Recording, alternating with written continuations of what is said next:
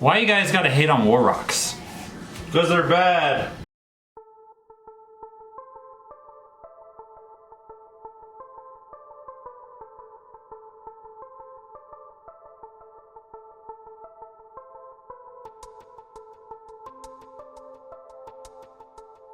Hey everyone, thank you for tuning into Team Forbidden's YouTube page again. It is Andrew the Collector here, and it's War Rocks today. It's War Rock season. What can I really say about War Rocks? They are a fun rogue deck. They have a lot of potential. They're just missing a lot of key things to really boost them up to the top tier slots, but they're battle-focused archetype, which in nowadays game state isn't really that viable anymore. If these came out back in the day, they would have been something, for sure. But let's just get right into it, and we'll delve into why I think this deck is so underrated. So we got 3 Warrock Fortia. Like I said, the Warrocks are a battle-focused archetype, so most of their effects go off during the battle phase. Fortia's effect is that whenever an Earth Warrior, not specifically a Warrock, so you can run Gokis in this if you want. When an Earth Warrior monster battles, after damage calculation, you can search out any Warrock monster, or any Warrock card, I should say, from your deck to your hand, and then all other Earth Warrior monsters gain 200 attack. The gain 200 attack is basically their, what do you call, the archetypal gimmick, you should say, for Warrock specifically.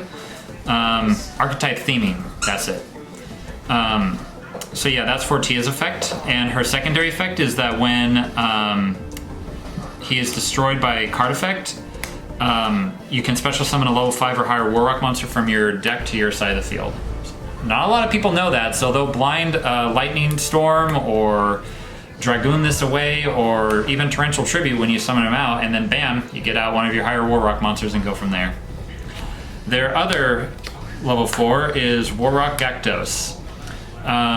Like Fortia, its secondary effect is the same. If it's destroyed by a card effect, you can special summon out a Warrock from your deck.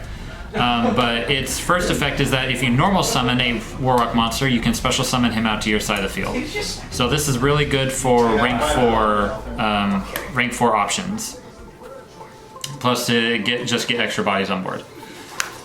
Now the next one is Warrock Orpus. It's a level 5, which you can normal summon out without tributing if you control no monsters or if you only control Warrock monsters. Its battle effect is that when an Earth Warrior monster battles, after damage calculation, you can mill a Warrock monster from your deck to your graveyard, and all Earth Warrior monsters on the field gain 200 extra attack. The next is 2 Warrock Skylar.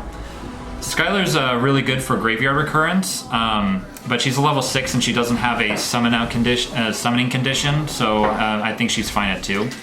Her continuous effect is that she gains 100 attack for each monster your opponent controls, and during the battle phase, when an opponent's monster battles before damage calculation, you can use her effect to special summon out a level 5 or lower Warrock monster from your graveyard to your side of the field, and all Earth Warrior monsters gain 200 attack. So good recurrence, but the monster that you bring back can't attack directly, which is a bummer, but you get what you can take.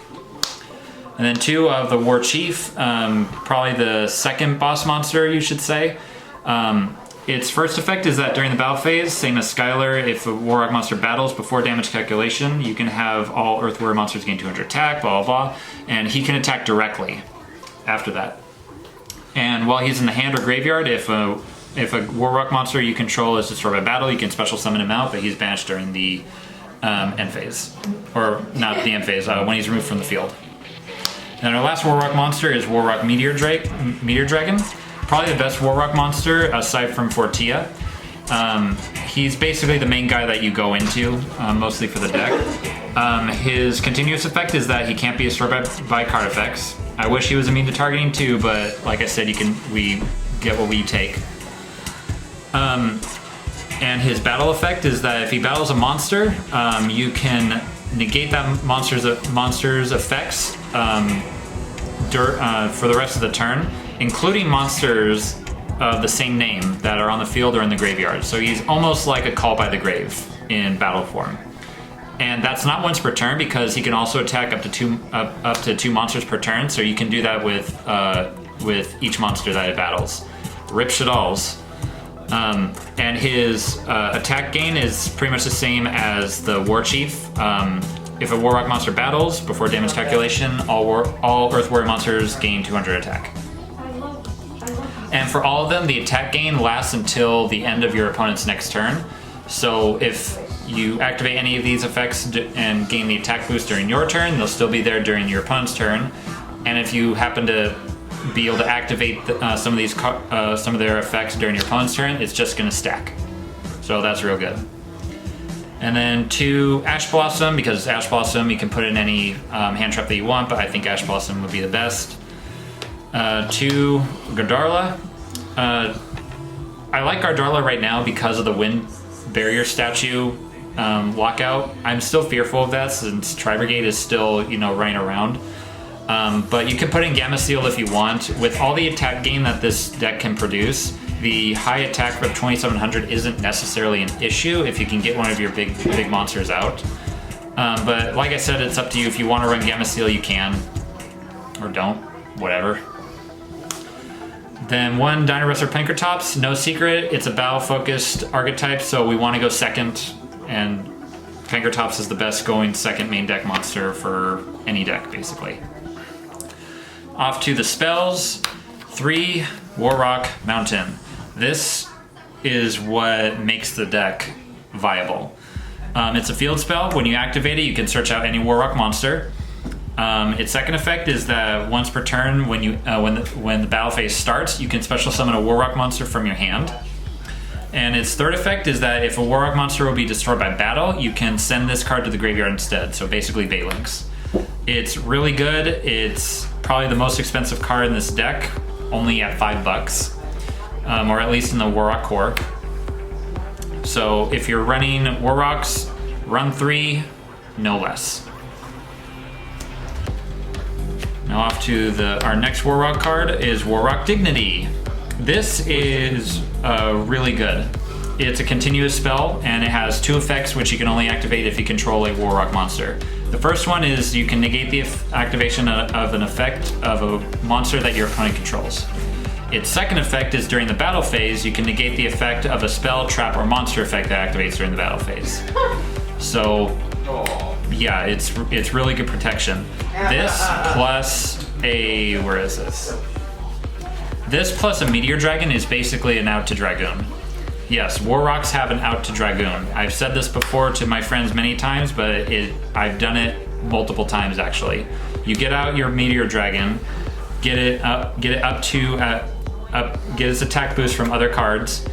You attack into it, you attempt to activate its effect to negate Dragoon's effects to get its attack down to base level. It'll try to negate the effect, and then you activate Dignity to negate Dragoon's negate effect. And at worst, you crash into it, which if you have Warrock Mountain, you can save your Meteor Dragon from battle. So yeah, run 3 Dignity. This next spot is going to be a little weird. 3 Book of Moon. This is in place of Pot of Prosperity.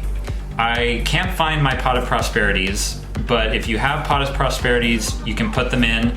If you can't afford Prosperities, then Extravagance will work just as well. Or if you're the real daring, you can put in Desires, because we do run multiples of a lot of our stuff. So it may not always be an issue. But if you have any of the draw cards, I would definitely say put in the draw cards, but for now I got Book of Moon in their place. Then, like I said, it's a go in second deck, so Dark Ruler no more for those pesky combo decks. 1 Terraforming for Mountain, Feather Duster for back row, Begone Demon Child, Monster Reborn because we can have nice things, and Rhoda because it's a warrior deck, obviously you gotta run Rhoda. Now off to the traps. 2 Expendable Die. This trap card is basically perfect for Warrocks. It's a trap card that you activate to tribute 1 warrior monster, then you target 1 card your opponent controls, destroy it, and you draw a card. The only way that could be better if it was non-targeting or non-destruction removal, but I digress. I digress, basically, yeah.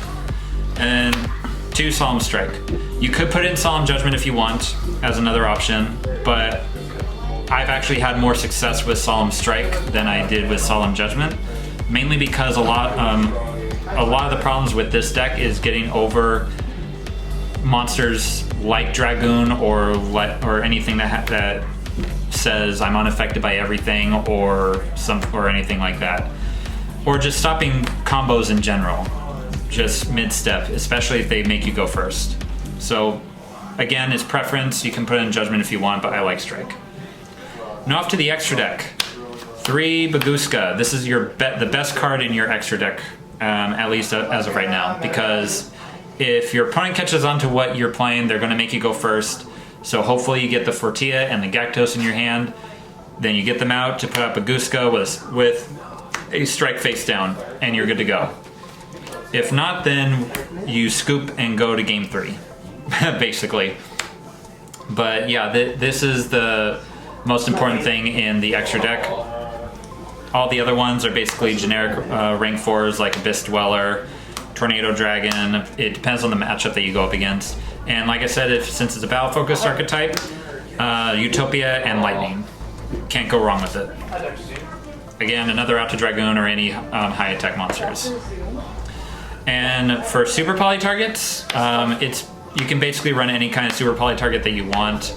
I just have the ones for the generic stuff, like zombies, the virtual world setup, invoke Shaddolls, and any hero or Salamangreat setups. You know, you can really play around with the extra deck depending on what format you're in. No side deck, but like I said, if I had a side deck for this, I would put in the super poly targets and super poly since I'm running the super polys in it. Different Dimension Ground, other hand traps like Ghost Bell, Skullmeister, the Scythe and Sanctum, but you can really play around with it. But guys, that is it for the deck profile. Like I said, it may not be the best archetype, but I don't think it's near the worst. There's maybe like, 12, 15 other archetypes that are even worse. Have you guys heard of Ally of Justice? Because I have, and they're fucking terrible, I'll tell you what. But yeah, please like, comment, subscribe, hit that bell for notifications. Please check out our Patreon and check out our Discord link. And check out Palamanga Mats in the link in the description. And stay tuned for some new videos that we're planning on coming out. We got some duel videos, we got more Digimon coming. We may even have some Magic the Gathering videos coming out. So if you guys are interested in that, please comment down below of what you want us to see, and we'll catch you guys on the next one.